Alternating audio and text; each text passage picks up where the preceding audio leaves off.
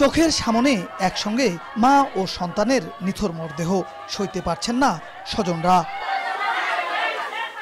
প্রসব বেদনা নিয়ে শুক্রবার বিকেলে গাইবান্ধার পলাশবাড়ী শহরের মা ক্লিনিক অ্যান্ড নার্সিং হোমে ভর্তি হন বিশ্রামগাছি গ্রামের শামীম মিয়ার স্ত্রী পারভিন আক্তার পারুল। গভীর রাতে সিজারিয়ান অপারেশন করা হয় ওই প্রসূতির।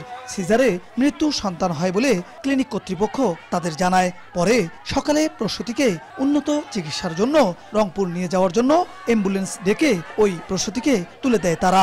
এরপর ক্লিনিক চত্বরেই মারা যান তিনি।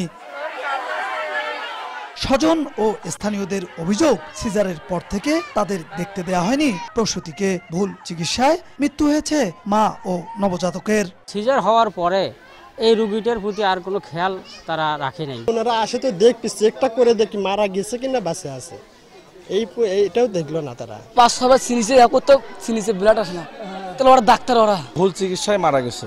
অ্যাম্বুলেন্সের ভিতরে লাশ রেডি করে দিছে যেন লাশটা নিয়ে ওরা বিদায় হয়। ক্ষুব্ধ স্বজনরা ক্লিনিক ভাঙচুরের চেষ্টা করলে কর্তৃপক্ষ তালা ঝুলিয়ে পালিয়ে যায়। পুলিশ বলছে অভিযোগ পেলে নেওয়া হবে আইনগত ব্যবস্থা। যখন রোগীর অবস্থা অবনতি হতে থাকে স্বাস্থ্যের, তখন তিনি রংপুরে রেফার করেন। রেফারের পরপরই বের করে নিয়ে যাওয়ার পরে রোগী মারা গেছেন আর কি। এখন পর্যন্ত এই বিষয়ে কোনো অভিযোগ পাওয়া যায়নি। অভিযোগ আইনগত ব্যবস্থা করা। মারা যাওয়া পারভিন আক্তার পারুল পলাশবাড়ী পৌর শহরের জামালপুর গ্রামের বাদশা মিয়ার মেয়ে। তার দুটি সন্তান রয়েছে। বিপ্লব ইসলাম, সময় সংবাদ, গাইবান্ধা।